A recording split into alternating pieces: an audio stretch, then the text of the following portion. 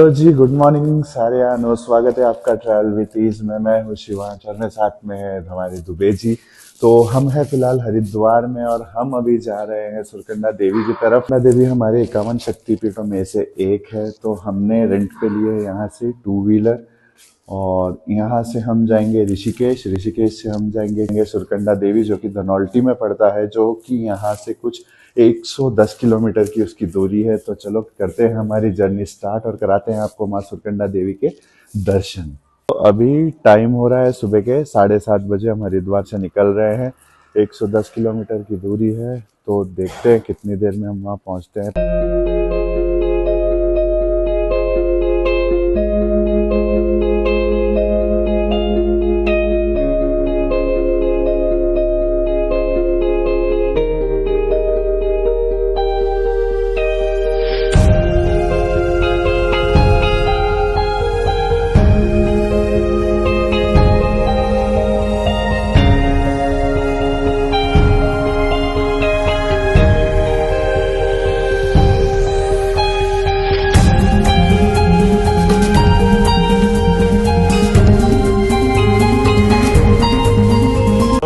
अभी हम हैं ऋषिकेश के एंट्री पॉइंट पे। आपको एंट्री पॉइंट पे एक वाई जंक्शन मिलेगा, जिसमें आपको अगर सुरकंडा देवी जाना है तो आपको उस वाई जंक्शन से लेफ्ट लेना है, और आपको ऋषिकेश के अंदर एंटर होना है तो आप वाई जंक्शन से स्ट्रेट जा सकते हो। मैं आपको दिखाता हूँ वाई जंक्शन किस तरफ से हम आए थे, और ये राइट साइड से उस तरफ वो रास्ता जा रहा है, वो अंदर की तरफ जाएगा। हमें इस वाई जंक्शन से लेफ्ट साइड में इस तरफ से जाना है, जो लेफ्ट साइड हमको सीधा टिहरी होते हुए सुरकंडा देवी की तरफ लेकर जाएगा।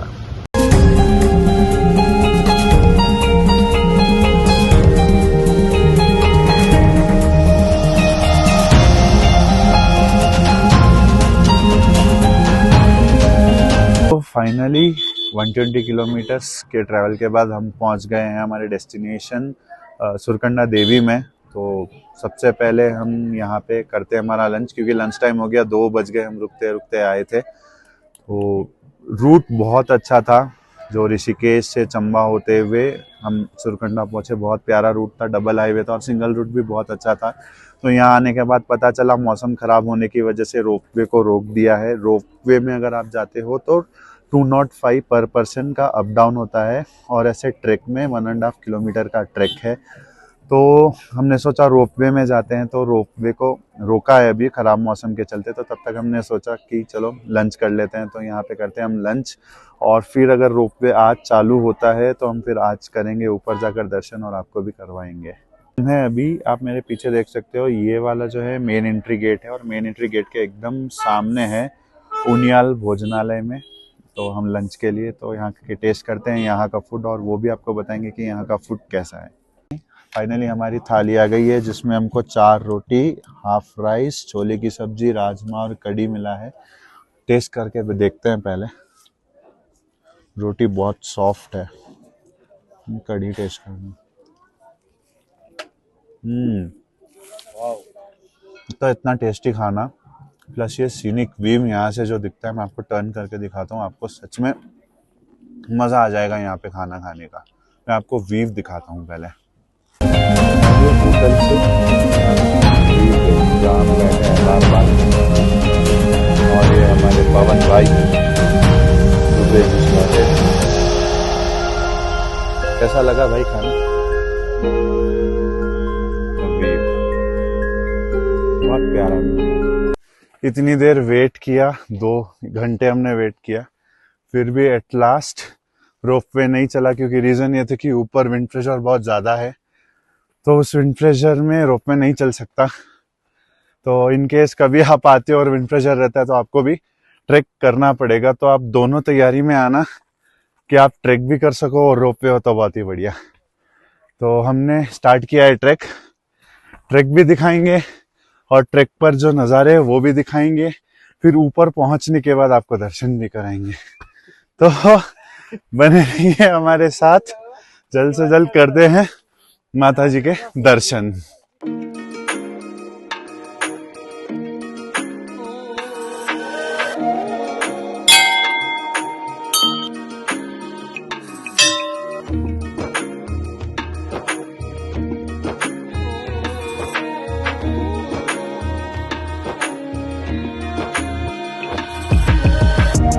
हाय कमान। दुबे जी आगे बढ़ो हम तुम्हारे साथ है। दुबे जी आगे बढ़ो।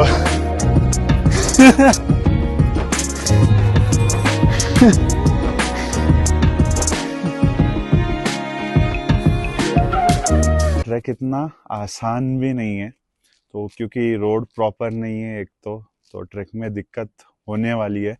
तो पॉसिबल ट्राई करना कि आप रोपवे से ही जाओ, वरना ट्रैक में तो आपको बहुत दिक्कत होने वाली है। लेकिन ट्रैक में आओगे तो नज़ारे बहुत खूबसूरत है, थोड़ी सी दिक्कत है और लेकिन नज़ारे बहुत मस्त है। मैं अभी बैठा हूँ मिड पॉइंट में हूँ, मैं आपको यहाँ से व्यू दिखाता हूँ, एक मिनट।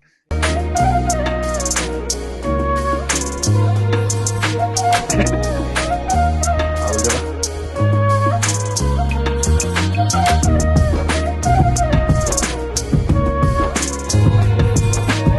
व्यू है, बहुत बढ़िया व्यू है। बंदरों से सावधान, ये आपकी प्रसाद की थैली छीन छीन के भागते हैं। तो आप में अगर है पोटेंशियल ट्रैक करने का तो आप करना, क्योंकि बिल्कुल खड़ी चढ़ाई है। वरना रोपवे से आना, चाहे एक दिन रुकना पड़े तो और आपको ऐसा लगे कि आप नहीं कर सकते तो ट्रैक नहीं, 1.5 किलोमीटर ही है लेकिन लगता बहुत है, हाइट पे है ये रोपवे। तो फाइनली पहुंच चुके हैं ऊपर, तो फटाफट से करते हैं माता जी के दर्शन। बहुत मुश्किल था लेकिन जैसे तैसे करके पहुंच गए।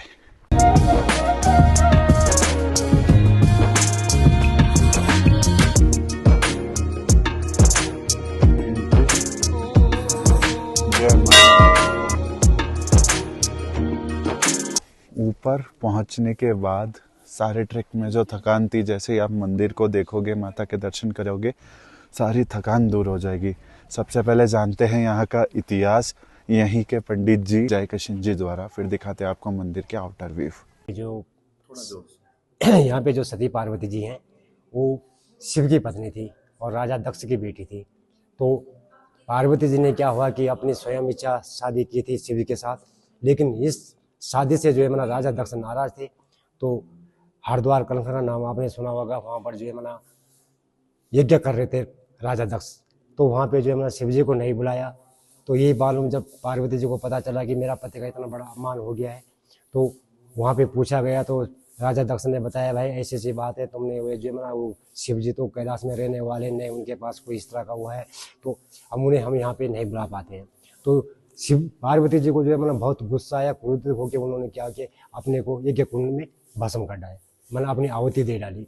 तो जब शिव जी को पता चला कि मेरी पत्नी जो है मना स्वयं प्राण त्याग दिए हैं, तो वो आए और त्रिशूल में उनको लेके निकले। तो वो जो है मना तांडव करना शुरू कर दिया।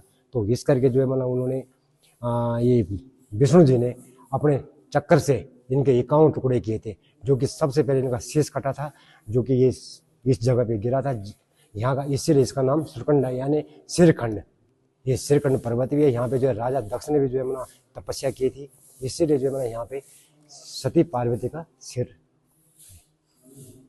कर रहे हैं। तो नवरात्रों में पूजा होती है, 9 दिन की पूजा लगातार चलती है। वैसे तो यहाँ 12 महीना पूजा चलती है, मगर ये विशेष पूजा होती है जो कि नवरात्रों में चलती है। तो इस टाइम यहाँ पे हम लोग क्या करते हैं कि हरियाली के रूप में 9 दिन में वो हरियाली हमने जगानी है।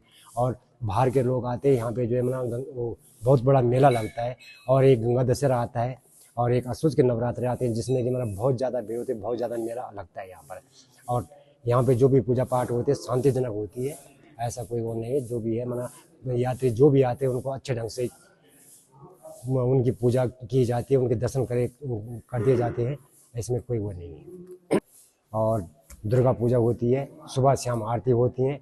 और ये जो मंदिर सुरकंडा देवी का जो मंदिर है, ये 12 महीना खुला रहता है। यहाँ पे बर्फ भी पड़ती है सर्दियों में, जो भी अच्छे यात्री आते हैं यहाँ पे, क्योंकि बर्फ उस टाइम बर्फ पड़ जाती है। बर्फ में जो ये मतलब ये दिसंबर से लेके और आपका फरवरी और मार्च तक भी जो मतलब अभी इस साल जो मतलब मार्च में भी बर्फ पड़ी थी जी।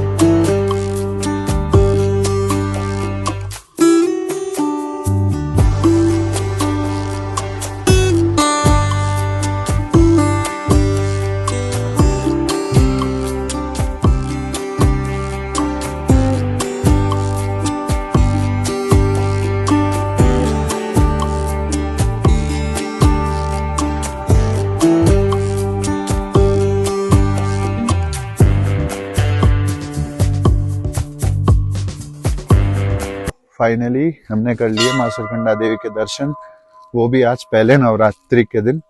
दर्शन बहुत प्यारे हुए और व्यू जो मंदिर के पास से था वो मेस्मराइजिंग व्यू था।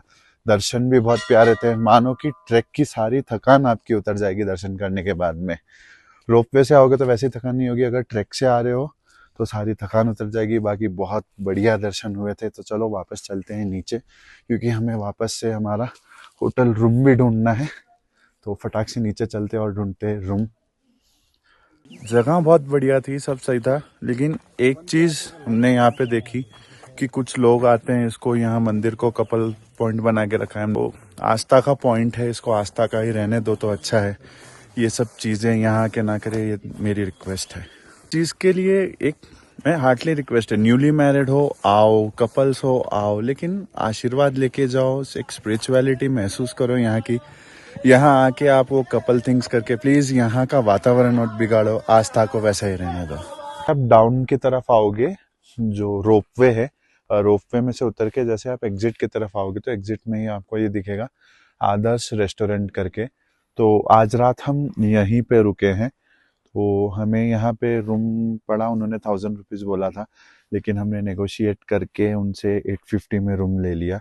तो बिल्कुल ये एंट्री यहाँ से आप आते हो और यहीं पे ऊपर चढ़ के ही ये जो है ये रास्ता यहीं ऊपर चढ़ के ही रोप पे स्टार्ट होता है माता सुरकंडा देवी जाने के लिए। और ये इनका रेस्टोरेंट है। तो आपको मैं रूम दिखाता हूँ और रेस्टोरेंट दिखाता हूँ। ओके है, बढ़िया है और रूम भी बहुत अच्छे हैं, 2 लोगों के लिए बहुत स्पेशियस है और बढ़िया रूम है। मैं आपको रूम दिखाता हूँ और इनका रेस्टोरेंट भी दिखाता हूँ। और भैया ने हमसे, जैसे आपको कुछ खाना तो आप अपने विश से भी आप खाना बनवा सकते हो। तो हमारा खाना बन रहा है, तो खाना बनने के बाद, खाने के बाद बताएंगे कि यहाँ का खाना कैसा था। उससे पहले मैं आपको चलता हूँ और यहाँ का रूम बताता हूँ। ये आदर्श रेस्टोरेंट है, यहाँ से हम आए थे और ये एंट्रेंस है यहाँ का, और एंट्रेंस है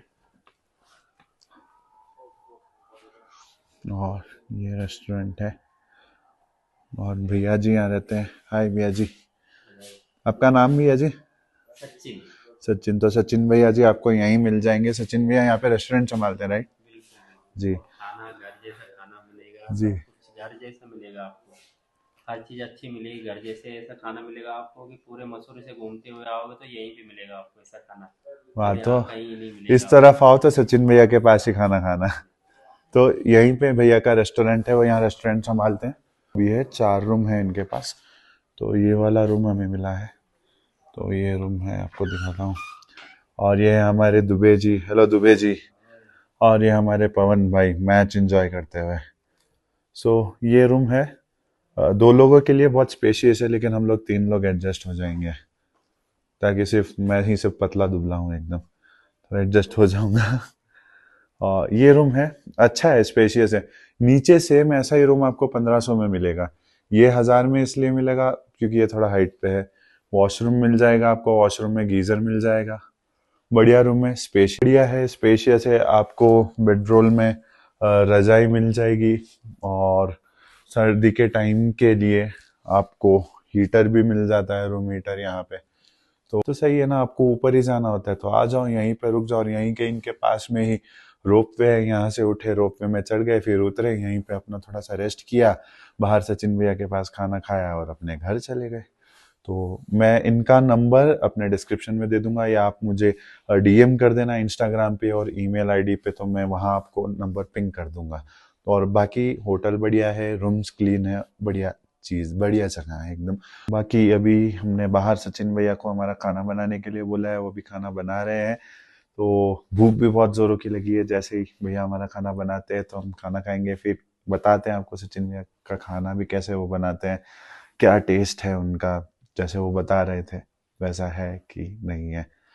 और दर्शन तो बहुत बढ़िया हुए, मैंने जैसे बताया कि सारी थकान उतर गई थी जैसे हम गए थे। और जो मंदिर के आसपास का व्यू है वो बहुत मेस्मराइजिंग था एकदम।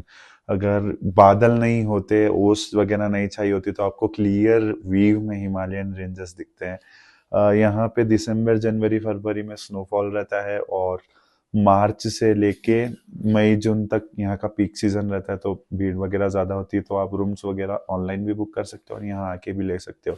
अगर इन केस आपको यहाँ रूम नहीं मिले तो यहाँ से आप 7 किलोमीटर डाउन धनौल्टी भी जा सकते हो, या कानाताल में भी आप रूम्स ले सकते हो। होम स्टेज वगैरह आपको बहुत मिल जाएंगे यहाँ पे।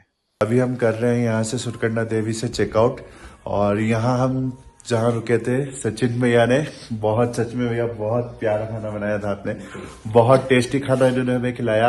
आप यहाँ आओ, आपको रूम मिले या ना मिले यहीं एंट्री पे है, सचिन भी आपको मिलेंगे, इनके पास आप लंच डिनर खाना जरूर खा के जाना। बहुत टेस्टी खाना बनाते हैं, ब्रेकफास्ट भी बहुत टेस्टी था, सब कुछ बहुत टेस्टी था। थैंक यू भैया। तो आप आओ तो पक्का सचिन भैया के पास जरूर आना।